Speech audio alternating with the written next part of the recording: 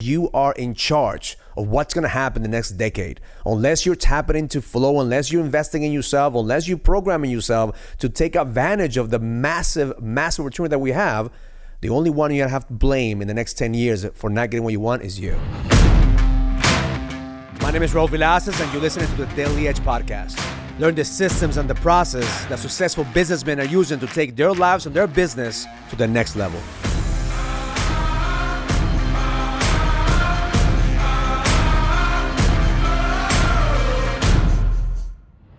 Welcome to the Daily Edge podcast. Today we have a special guest, one of my favorite authors, the author of the book that's changing the game. It's called Stealing Fire. We got here with us Steven Kotler in this podcast. Steven, thank you, brother, for showing up and giving us some of your time. And I want to make sure that the audience that's listening to this understands who you are. You are the leading author, the leading entrepreneur, and the leading presence on the flow state. So welcome to the podcast, brother. It's good to be with you, man. How are you? Excellent, man. So I want to dive in with let's start with the Stealing Fire book. Give us some insights of what created this book. What was some of the thoughts as you were writing this book that came about the production of this book? The book came out of two parts. I had been for years and years and years, starting with my early research into flow, also been looking at the neuroscience of so-called mystical experience. What goes on in the brain when we have out-of-body experiences, near-death experiences, meditation, flow, all these different altered states. And there's an amazing amount of science, right? There's like 150 years worth of science, and a ton of stuff has actually been decoded. And I always talk about it as sort of the greatest story never told. And I was really fascinated with that. And my co-author, Jamie Wheal, kept saying, yeah, this is interesting. What's more interesting is the revolution that it's kicking off. And, I'm always lost to the science. I never pay attention to what's actually happening to people, but he was actually, it turns out, really right. And so that's essentially the story we told in Stealing Fire, which is this sort of giant global movement to use altered states of consciousness to radically enhance performance, predominantly focused on flow, but it's sweeping into a lot of other altered states these days. You know, one of the things I like about the book and why it made an impact in my life, because for the past decade, I've been working with different modalities. I teach meditation. I teach about having a morning ritual. I talk about having different shifts and be able to change your state. And for me, having the edge is having that emotional fitness every single day to train your mind, train your body, train your consciousness in order for you to have predictable results. And I thought it was just shit that I picked up from monks, picked up from Navy SEALs, picked up from different people. And when I read the book, there's actually a science behind it. It's not just different modalities, it's actually a science, a neuroscience that creates a flow state. So give us some things that people may think wrong about meditation, or they have the wrong idea of what flow state is. So let's demystify this. Let's start with the first point, which is meditation and flow are radically different experiences. They have some neurobiological overlap, but they're really different things, and they both tilt our consciousness. I think of, and some people would say it the other way around, but I think of meditation as great training for flow.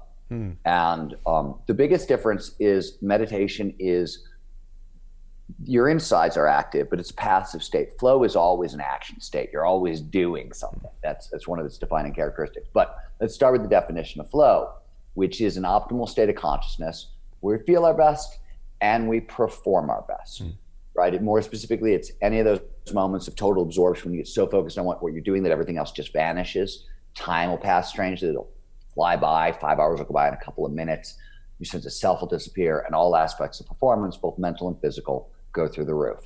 We now know, thanks to a really amazing revolution in neuroscience, that flow is produced by a very significant change in brain function.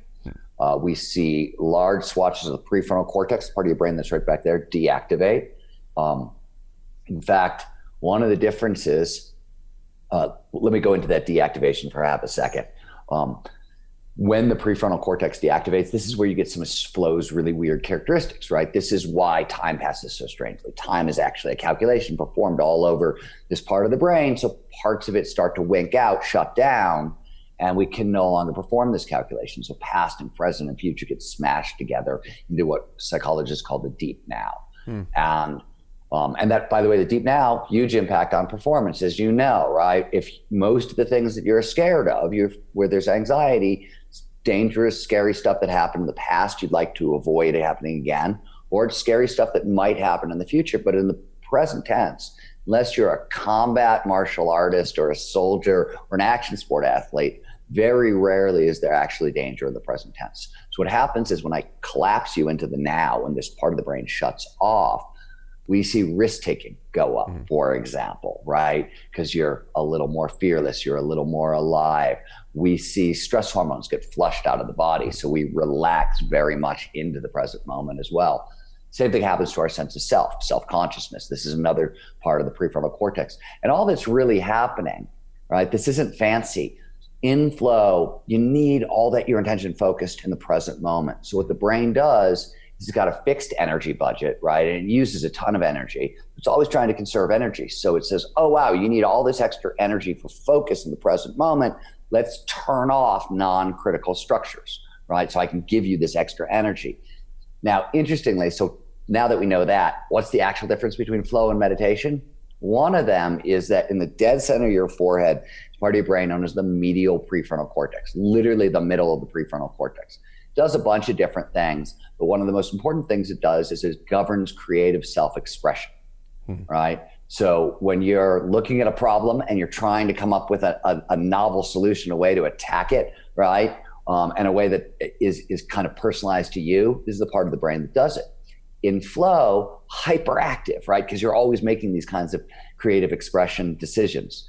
In meditation, you're trying to turn off the self, so that part of the brain gets really quiet as well. So that you get more of a shutdown in meditation than in flow.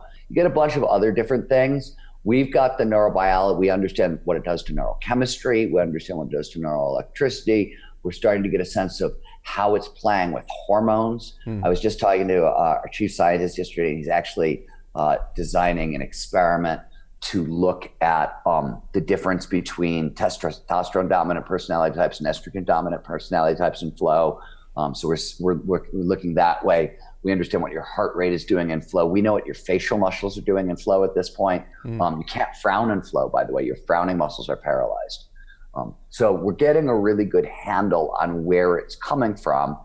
And the good news about that is we know where it's coming from. Now we know how to get more of it. And that's what's really exciting, I think.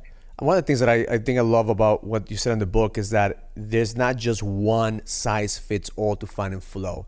It's actually a kind of like a cocktail, right? And you have to find what works for you and works for different people. And one of the things that I heard you speak is biology is scalable, not personality. And a lot of people who listen to different people or they go to programs, they want to replicate what people are doing. But the reality is that you're not going to replicate their personality. You could replicate the modalities that they're doing. And I think that meditation, for me, when I started meditation, you're right, it just takes you in a calm state. But I use a couple of mixed modalities that I call it active meditation, because once you have a calm state, then from there you could take action. From there you have different exercises to actually create the results that you want.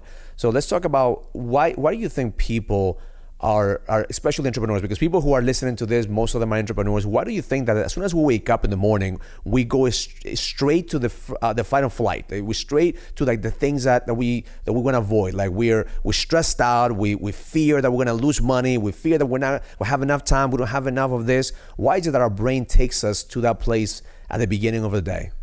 Yeah, it's an interesting question, and it's and there's research on this, right? We know we wake up in a much worse mood than we're going to end up in a couple hours later, right? Mood improves as you wake up.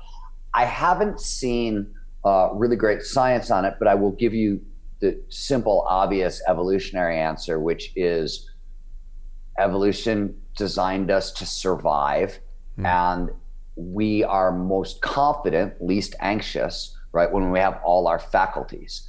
First thing in the morning, right, we wake up right now our brains, from a brainwave perspective, are in beta. It's a faster moving wave. It's where you are when you're awake and alert, right? High beta is anxiety. Below that is alpha. And alpha is a slower moving wave. It's daydreaming mode. And below that is theta, which is REM sleep, et cetera. And below that is delta, which is deep sleep. So depending on where we wake up, when we wake up, right? Brain needs to be beta to be awake and alert and ready to deal with danger, right? If you wake up in delta, right, you're really groggy, you just got woken out of deep sleep, or REM, right, you're in theta and you've been dreaming. You're disoriented, you're discombobulated. It takes you a little while to snap into consciousness. So I would suspect one of the reasons we wake up this way is because it's your brain, it's evolution saying, hey, wait a minute, you're not fully present yet and there could be danger. So it's safer for me to wake you up on hyper alert. And that anxiety, by the way, is norepinephrine, which is an alert chemical, right? It wakes us up. It can be anxiety or excitement depending on how we feel about it. But it's what wakes us up along with melatonin. It shows up with that anxiety and it primes you to look for danger. So that's part of it.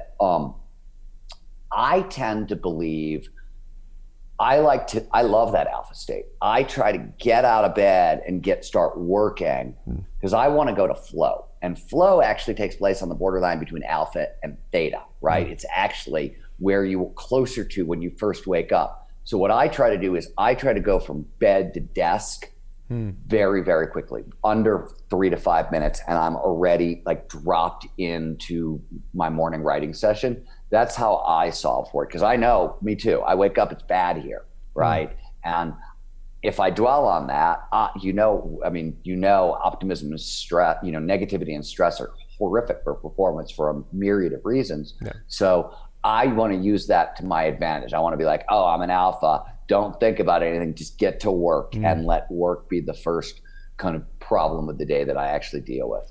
So you start using so you understand that there is a chemical in your brain. So it's nothing that's wrong with you. Because a lot of people who reach out to me say, Raul, I feel depressed. I feel like I have anxiety. I feel like, my business is going to fail. Is that normal? And I think that's a normal state. Like every single one of us, we have been primed to survive. How do you break through so that doesn't become your natural state? How do you break through so you train yourself to be more in the flow state?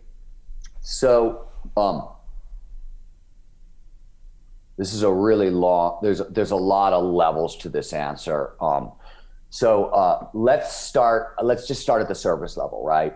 Which is the fact that people overemphasize their emotions. Emotions are nothing but signals, right? Brain takes in a shit ton of information. It's gotta filter it down and give you a quick bit of information that you can act on instantly, right? So huge amount of information can reduce down into a tiny little signal that says act, right? That's what an emotion is. It's just a signal that says act. So one, if you're an entrepreneur and you're getting that fear signal, right?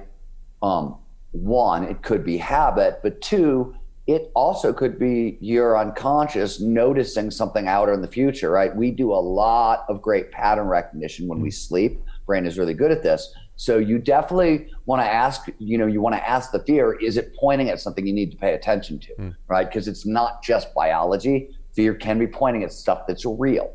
That said, there are a lot of very fast techniques for turning around fear. And let's back into your question before we talk about the techniques, which is how do you get more flow? How do you tame the fear and get more flow?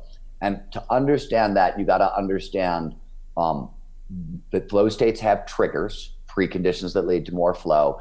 And the most powerful one, what's often called the golden rule of flow, is this idea known as the challenge skills balance, right? I don't know if you've talked to your audience about it before, but the idea here is flow follows focus. So that's what all the triggers do. They drive attention into the present moment. And there's specific neurobiology underneath how they do that, but that's what's happening.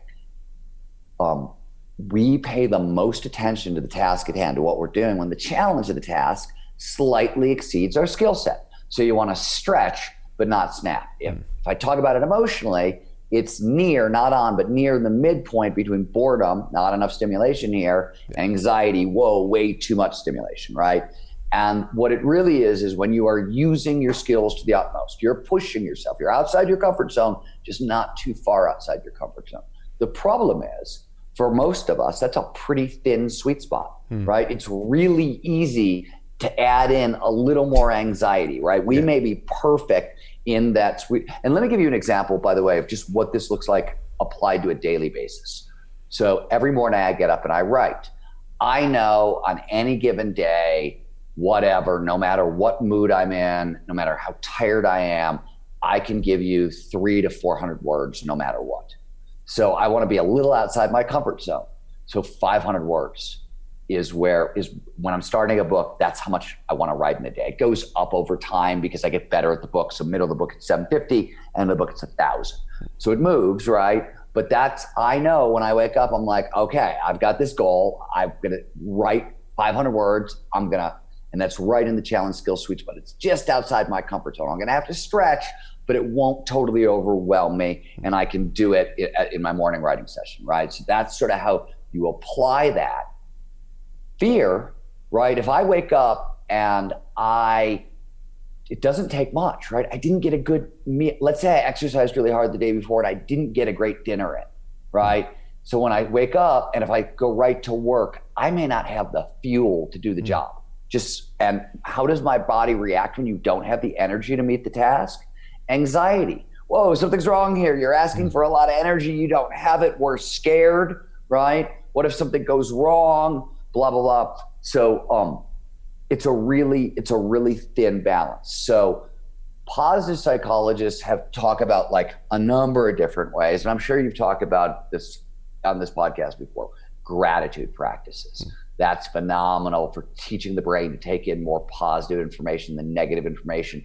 And I think really important to stress here the difference between affirmations, what the New Age spiritual movement likes to talk about, which really don't work unless they're handled very correctly. And I'll talk about why, versus gratitude. Gratitude the problem is that brain is a really good lie detector, right? Especially if we're lying to ourselves, right? And if you're trying to do affirmations and looking in the mirror and going, I am a millionaire, I am a millionaire, I am a millionaire, and you work at Walmart, your brain keeps going, shut up, man, you're lying. Shut up, no, you don't, right? And it focuses on the gap between I work at Walmart and I want to be a millionaire, and it's demotivating. When you're grateful, it's stuff that already happened. I am so happy and grateful I woke up this morning and all my limbs work. True story, right? Doesn't alert my brain, so the brain goes, oh, wow, that's something positive. That's true. And because the brain's a danger, because the brain's a survival mechanism, right? It's always looking for danger. It's negatively biased, as the psychologists like to say. And depending on whose numbers you like, it will take in 6 to 9 bits of negative information for every positive bit that comes through, right? And every negative thought you have, this is crazy, will take 3 positive thoughts to counter. Wow. So in terms of resetting fear, right? So like if you wake up and you're a parade of negative thoughts, right? Before, right? You have to, like, every one of those horrible things you're telling yourself has to essentially be countered by 3 positive thoughts, 3 things you're grateful for, kind of thing. Yeah. So that's a powerful tool. The tool you have been teaching people to reach for. Phenomenal. Meditation, mindfulness, brilliant. You're teaching the brain that it's most effective when it's calm, awake, alert, paying attention, and non-reactive. Non-reactive is the best, right? It means that the emotions come up and you can look at that and go, oh, wow, that's a lot of fear. I'm not going to feel that right now, but thank you for the warning. Appreciate that, right? You get that space. That's phenomenal. So is, and this is, I think, the funniest one of all, is cognitive reframing. So a frame is, right, just how we feel about something, a context around something. So they were doing this research at Harvard. I think I talked about this when we were last together, where they were looking at, they wanted to know, so if your inhale if your exhale is twice as long as your inhale and your exhale is at least 7 seconds long, what it does is it basically turns on the parasympathetic system, right? Your rest and relax system. It shuts down sympathetic, fight or flight, turns on rest and relax. And the reason it does this is your brain goes, wow, 7 seconds, that's a long exhale. You must be calm. There must be no danger around. So let's I don't need to make all these stress hormones, will calm you down. But it usually takes, depending on who's doing the breathing and how much training they've got, 5 to 7 minutes to really get anywhere with that kind of stuff in terms of really calming down your stress response. So they then taught people to, instead of trying to do that, because anxiety and excitement are the same signals, norepinephrine, they said, well, maybe we can just turn anxiety into excitement.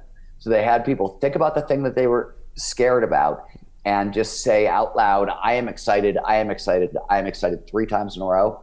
And that was all it took to switch off that really negative sympathetic response and calm them down. And a lot of people, in fact, were shocked. They didn't even realize, like they felt the shift, and they realized that they didn't even know what excitement felt like. They were so used to feeling that emotion as anxiety. And this definitely happens to entrepreneurs, by the way, is as you feel so much anxiety along the way, sometimes you start interpreting excitement, same signal, as anxiety, right? Your habits of thought are getting in the way of what the emotion is actually telling you.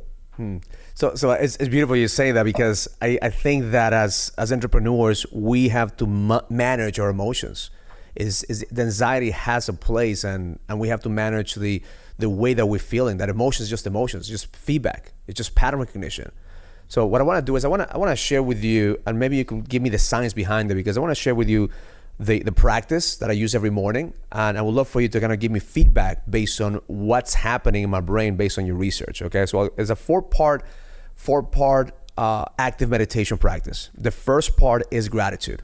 So as soon as I wake up, I'll have a glass of water. I'll go downstairs, and I start the process of just gratitude, and I stack it by thinking things that I'm grateful for. What am I grateful for today? Who loves me? Who do I love? And I stack it, and I anchor this with music. So I have a song that triggers that feeling of gratitude. So usually it's about 2 to 3 minutes. Right after that, and the research that I've done is really pretty much saying that, just you're right. The delta waves that wake up at the beginning of the morning. And the meditation really keeps us in between the awake and the dream state, right? But right after that, I shock my body and I start doing exercises. I start doing push-ups. I start doing burpees. And then I will state certain statements that are not affirmations. I call them power statements, which is I have all the energy that I need, or I have clarity, I have power, I have certainty. Statements based on things that I fear that I don't have, and I'm conditioning myself every single morning. That usually lasts about 3 to 4 minutes, depending on the song, and I anchor it with a song. So far with these 2 processes, what is it that I'm doing scientifically to my brain based on that shockwave? Well, you have to understand that this is your practice. It's your personality and it's your biology, right? And, as we started, personality doesn't scale. So what works for you is not going to work for anybody else, not going to work for me, right? But here's what we know. And gratitude, as we talked about, makes you less anxious, right? Calms you down. That's a great practice. Exercise is considered one of the positive psychology basics. It's almost impossible to achieve peak performance over time without regular exercise. Yeah. There's just no way around it. Why? Same reason. Lowers stress levels, flushes cortisol out of your system, right? Resets norepinephrine and tires out the brain. So the inner critic is a little softer, a little more muted, gives you a little more space. So I don't know when people should be doing gratitude and exercise, but absolutely, daily gratitude practice, and at least the research shows 3 times a week. And it's interesting, there's more work to be done, but if you're interested in anxiety and taming the inner critic, weightlifting works better than aerobic exercise, right?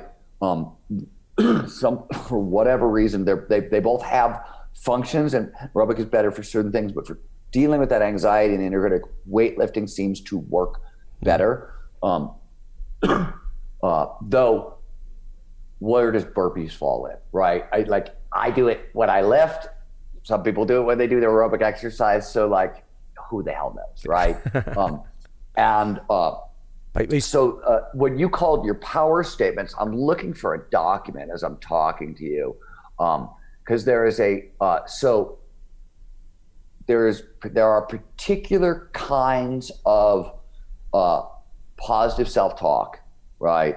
Which is essentially what you're talking about, that are particularly effective, especially for flow. And it's usually self-talk around things like, I have the energies to meet the challenges ahead of me. You know, I've been here before. I've done this before, right? And Mike Gervais, who's on my board of the Flow Research Collective, he's the high performance psychologist, works for the Seattle Seahawks.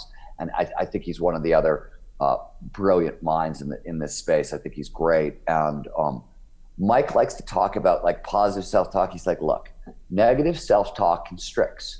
Literally, you can feel the tightness in your body, right? Yeah. Positive self-talk, whatever it is, it expands. It opens you up. You can literally feel the space. So he says, you know, aim for true statements, right? So you don't set off the bullshit detector. That increase space. So there's a feeling. Here's how it feels, and so now you know what to aim for. And all those things are shown to be very effective at driving people into flow, and just really effective at making you happier and increasing performance. Right? This is sort of baseline, really basic level. Like if you're really not doing these things, it's sort of like, you know, there's a really not so funny joke in the high performance community, which is, what do you call people who don't read books? The answer is stupid. I mean, if you don't have gratitude and if you're not taking care of your body, what you're not being called a high performance. I mean, what the fuck are you doing, right? It's exactly the same thing, right? Like there are six, I guess, positive psychology basics, right? What have we learned that you need for happiness, well-being, health, peak performance, overall life satisfaction, right? And you've gone through them, right? You need regular sleep at night, 7 to 8 hours. You need a gratitude practice. You need a mindfulness practice. Yeah. You need regular nutrition. You need social support. Yeah. And you need one other thing that I can't remember, exercise, right? Like you can't, those are the six things you need. And then if you want to add a seventh onto it, and this is Martin Seligman's work and Chris Peterson's work, tap your strengths, right? Try to work it and try to do for a living something that utilizes 1 to 5 of your core strengths every day. Those seem to be the most sort of they'll help amplify flow, but they're just basic. Like if you're not doing these things, it's like not reading books. Yeah. It's just, at this point, knowing what we know about the science, it's just stupid. That's a basic. Like you have to do it. So far, it's the ABCs of being human, as far as I can tell. Yeah, so far the practice is good. It's gratitude and then exercise with some power statements that are true, not power statements that you're dreaming, not power statements that like, I'm going to be a billionaire or I have $1 billion in my bank account, because the reality is that your brain is going to catch that and you say, you're full of shit, that's not fucking true, like you're lying. And that works against you. Exactly. All right. Yeah. So now it's really demotivating, right? Yeah. This is the other reason, by the way, you see this a lot, especially in communities where people are saying saying power statements out loud and things like that. Keep your goals to yourself. Don't talk about it's the same reason your brain starts releasing dopamine. And you want to get the dopamine after you do the thing that you have to do, not before, right? So I think that's the part that, I believe that motivation, positive thinking, they're great, but they also have limits. Because you could be motivated for a minute, or it's easy to get motivated for a minute, for an hour, or even for a day. But the hard thing is to keep that consistency. And you can't keep that consistency unless you're telling yourself the truth, unless you're training yourself and conditioning yourself. So the third part of this practice, I want you to give me some feedback on, is now I start focusing on the pain. Now I start focusing on the shit that I fear. Now I start picturing in my mind like the worst case scenario. And I have a breathing practice where I actually get myself in a stress situation. Like my body's stressed, my mind is stressed, and I really embody. It's like the opposite of gratitude. Gratitude is like, I appreciate everything I have. Now I'm getting myself into this state of being stressed, and I stay there for about 2 to 3 minutes, and I put myself in a situation where would I be if I don't show up? What would I be if I don't fucking take action? What would I be if I don't train myself every day to be the best I could be? And that right there, that visualization of the worst case scenario, like the price that my wife would pay, the price that my kids would pay, like really take myself out there. And the fourth is releasing that. And that's when I let go of the illusion, because again, everything is happening in my mind. That's when I let go of the illusion. That's when I start visualizing and becoming more present. And I find that through that experience, I really, truly could appreciate the pain. And I turn that pain into fuel, to realize like, shit, it's not as bad as I thought it was 2-3 minutes ago. Now I appreciate the fact that I have an opportunity to change it if I don't want that to happen. And from there, the question I ask myself is, what can I do today to get closer to that, to my ultimate vision? What can I do today to actually take action and not procrastinate? What do I need to do? And usually that's when I get some insights of content that I need to create, or people I need to reach out, or really, I believe that's what my recipe for me is, to start tapping into that flow state. What's happening biologically right there, and what, based on your research, what am I doing to myself? I have no idea, man. I can't tell you anything about that practice. It seems to be years and years alone. But here's what I can tell you is that, one, every peak performer I know has learned to use fear as a motivator for a very simple, like when it comes to peak performance, as you pointed out, motivation is fleeting. So you have to stack every possible freaking motivator you can get, right? So I love what I call lowercase s spite, right? Not capital S spite. I want to kill you. I hate you so much, blah, blah, blah. No, but spite, like lowercase s, is all the various people along the way who told me I couldn't do it, right? Yeah. I get enormous pleasure out of proving them wrong, right? And it's what athletes call bulletin board material. Right. I do that. I don't focus on it every morning, but certainly fear is a great motivator because you get focused for free, right? Like that's the good thing about your practice. Like whatever else is true, when we go with the stuff that scares us, you automatically pay attention, right? And with high performance is a game of it's a game of inches, right? It's a little bit better, it's a little bit better, it's a little bit better, and it's like the 0.5% gain you get from 10 different practices sort of added together, right? They start to add up, and it works like compound interest over time, right? So it doesn't all happen at once. So, but I think fear gives you a little bit more focus for free, usually beneficial, right? And certainly the back end of your practice, we know goal setting is critical. Like it's another, when you talk about high performance and you talk about motivation, researchers talk about the triad of drive, grit, and goals, right? Those are the three big, you need all three, and there's a bunch of subcategories. In drive is everything from, autonomy, mastery, purpose, your big intrinsic motivators, curiosity, passion, like those are all drive things, right? Grit, there's a bunch of different layers of grit. There's perseverance, there's thought control, right? There's a lot of different kinds of ways we need to be gritty. And goals, there's a bunch of different levels of goal setting, right? But we know setting high, hard goals, right? Mission statements, not mission statements, but like a high, hard goal is I want to go to college. I want to write a book. I want to start a business. Or I want the next quarter to be the best quarter my company's ever had, right? And those are all high, hard goals. Simply by setting a higher goal, this is really standard sort of motivation theory going back to the 60s. You get an 11 to 25% boost in motivation simply by setting a goal.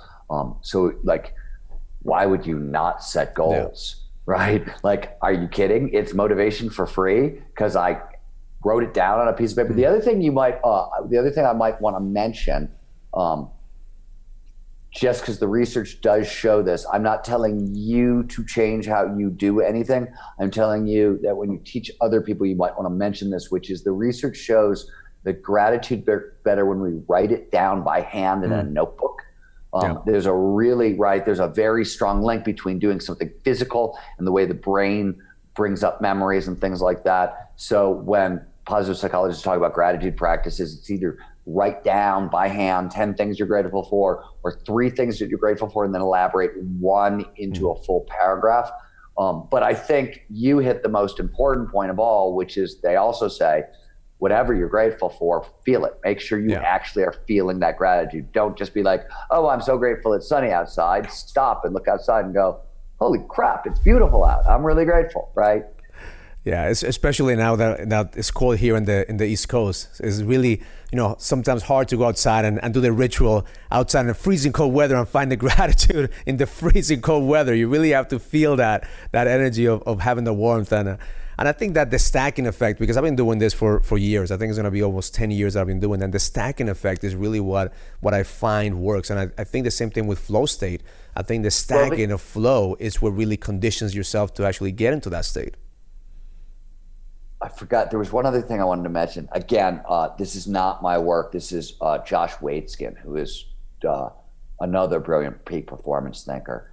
And Josh spends a lot of time with his clients thinking about how to craft essentially a flow trigger, right? A ritual that they do every time before, like for executives, he uses it before they go into big meetings, before they, baseball players, before they go out onto the field, take your pick, right?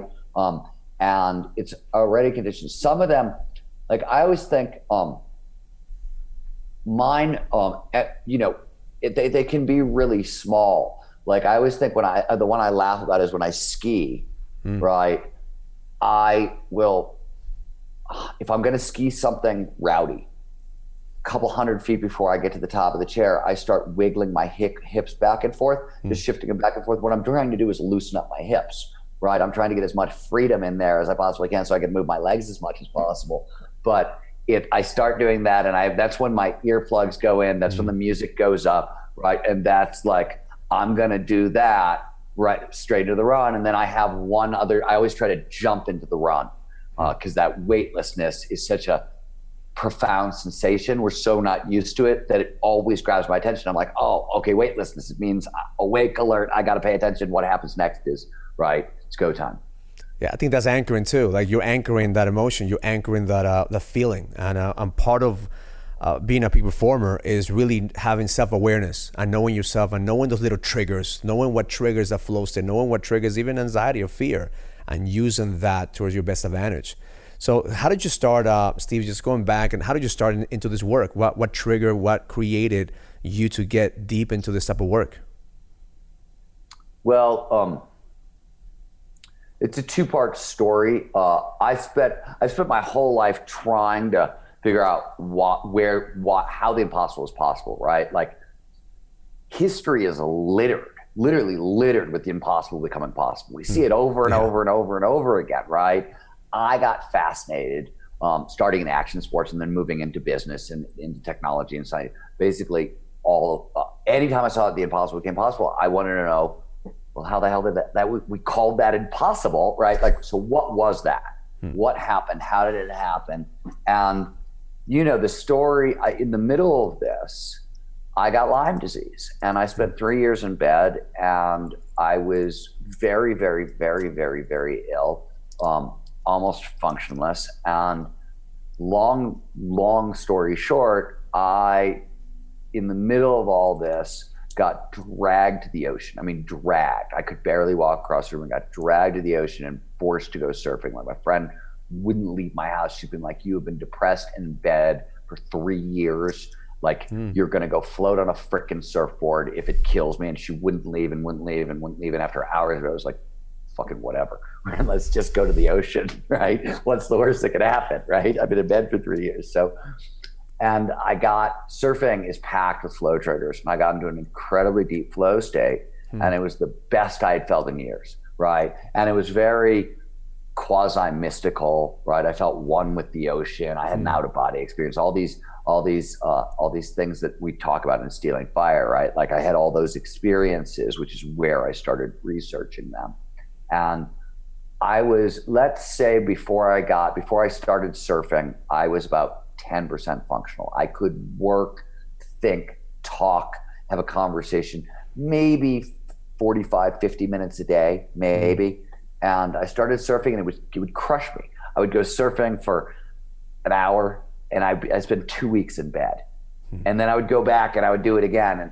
But something was changing inside me and I knew it. And over about 6 to 8 months, when the only thing I was doing differently was surfing and having these really profound altered state experiences that I now are flow out on the waves, I went from 10% functional to 80% functional. Wow. And, first question was, well, surfing is not a known cure for chronic autoimmune conditions. So what the hell is going on, right? And I lit out on a giant quest, and I figured out, I wasn't, Herb Benson at Harvard actually did a lot of work on how flow produces healing in the body and the neurochemistry involved and how it impacts the immune system and so forth. So that was there. And I started, I started to notice that the same state that had gotten me sort of like seriously subpar back to normal was helping normal people, all these people who were doing the impossible, right, go all the way up to Superman. And that's sort of when it snapped together. And then I just, from that point on, I was just obsessed with, where does this come from in the brain? How does the brain do this?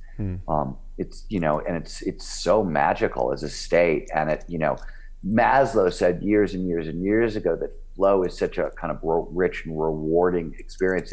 It redeems the suffering of life and it makes life worth living. And he literally said, back in the 50s, he said, to say this in the negative, I would say that flow reduces suicide. Right. And by the way, everything we've learned since is absolutely correct as well. But that was where it sort of started for me. I got sick and, healed myself and realized that the state that had healed me was also the answer to the puzzle I'd been looking at. And, just went deeper into the puzzle. How do we do this? How can I train other people to do this?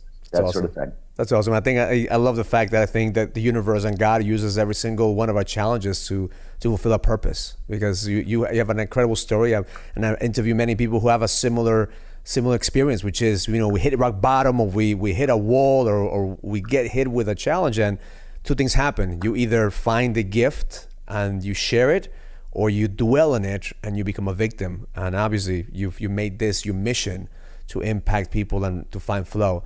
So now let's talk about the new book that you have with Peter Diamandis, the book called The Future is Faster Than You Think. So tell us about the book. What is the book about? Yeah, so this is my third book with Peter. Comes out in January. And so in Abundance, we looked at exponential technologies and how these technologies that are an exponential technology is any technology that doubles in power on a regular basis. So computer chips, right? Every year and a half, they get twice as fast. The cost stays about the same. So there's about 10 or 12 different technologies progressing at this rate.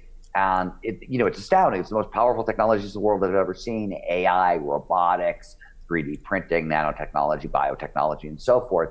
And in Abundance, we said, wow, these technologies are allowing individuals to go after impossible global challenges, right? Like individuals were taking on poverty or energy scarcity or water shortages, stuff that 10 years ago was just large corporations and big governments who mostly failed. And here were entrepreneurs going at these same challenges and succeeding, right? So that was what that book looked at. And then in Bold, the follow-up, basically what happened is so many, especially entrepreneurs, came up to us after Abundance and went, yes, this is what I'm about. I want to harness this technology. I want to solve grand global challenges. And I want to make a lot of money along the way.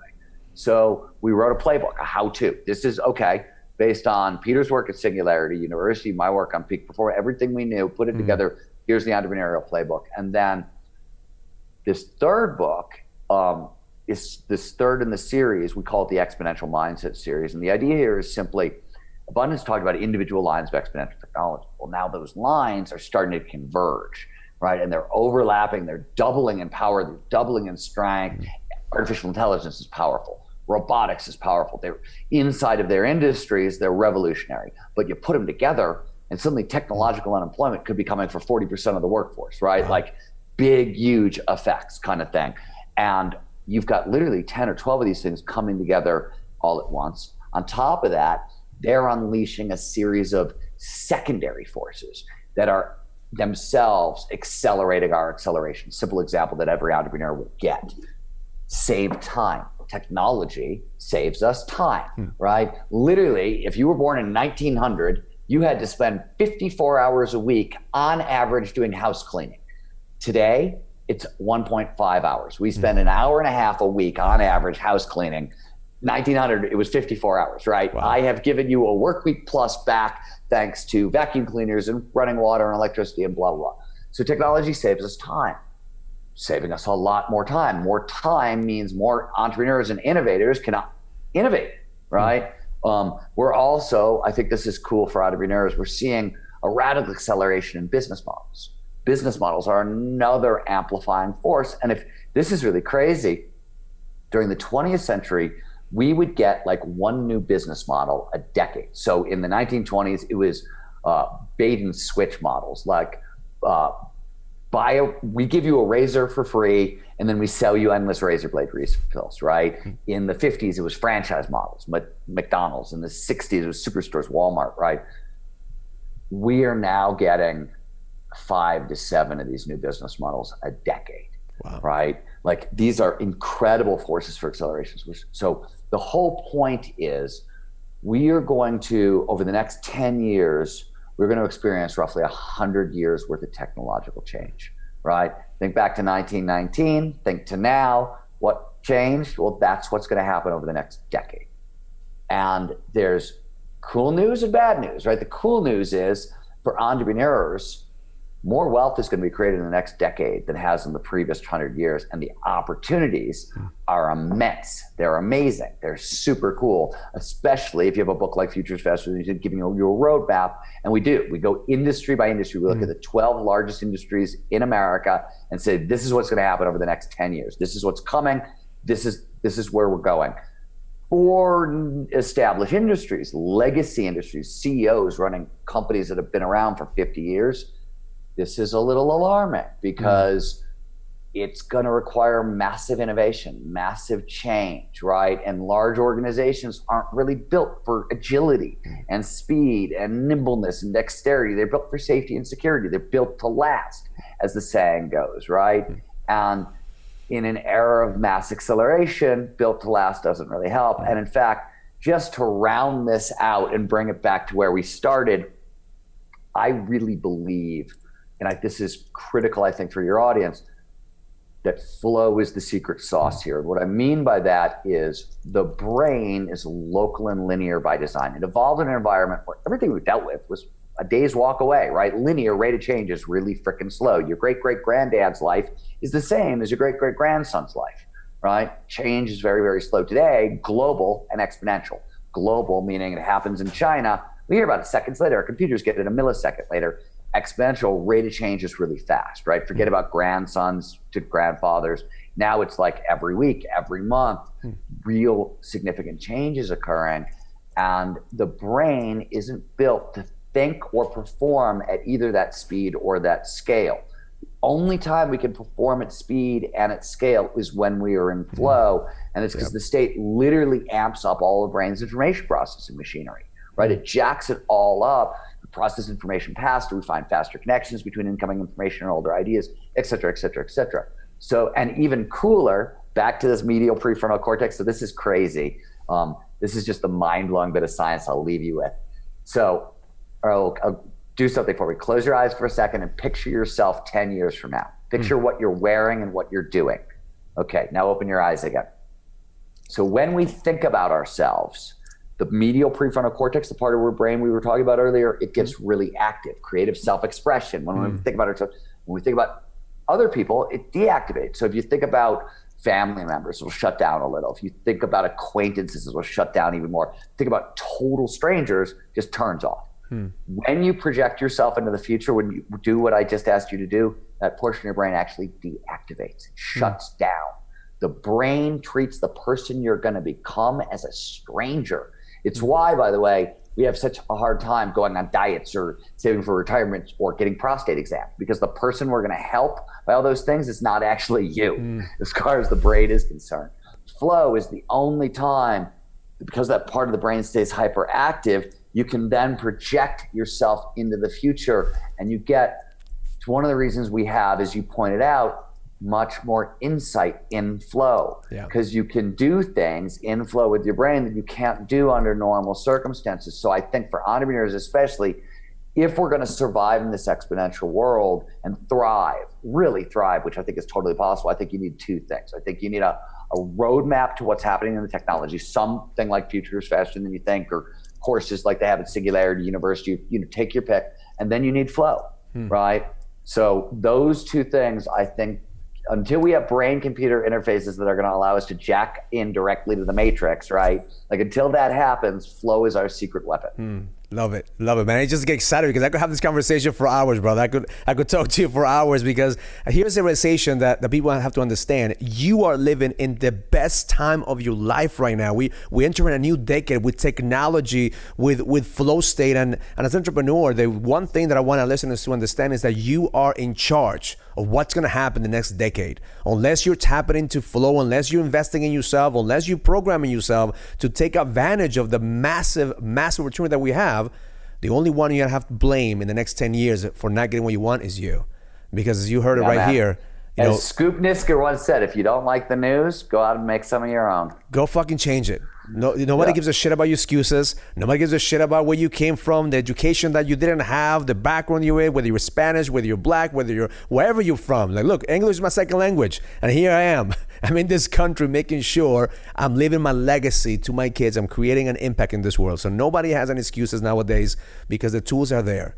So thank you, brother. I appreciate your time. I appreciate you sharing your wisdom, and absolutely, I love to pick up that book when it comes out, and we're gonna put all your social media tags in this video. And if you're watching this through YouTube, you're watching this through Instagram or Facebook or the podcast, make sure you subscribe. Make sure you follow Steven, because his work is amazing. I'm a fan. I'm a big fan of his, brother. So I look forward in our growing relationship and seeing how we could support one another and support your movement, because I believe that flow is the secret weapon. Flow is what's going to get that person out there that's listening to this, and maybe right now you're depressed, maybe right now business is not going the right way, or your relationships not going the right way. If you learn how to tap into the flow state, you're going to seek opportunities. Opportunities are going to come to you because motivation doesn't fucking work. Only action creates momentum, and action plus flow, you become unstoppable. Thank you. I appreciate you, man. Thank you. Appreciate it. Awesome.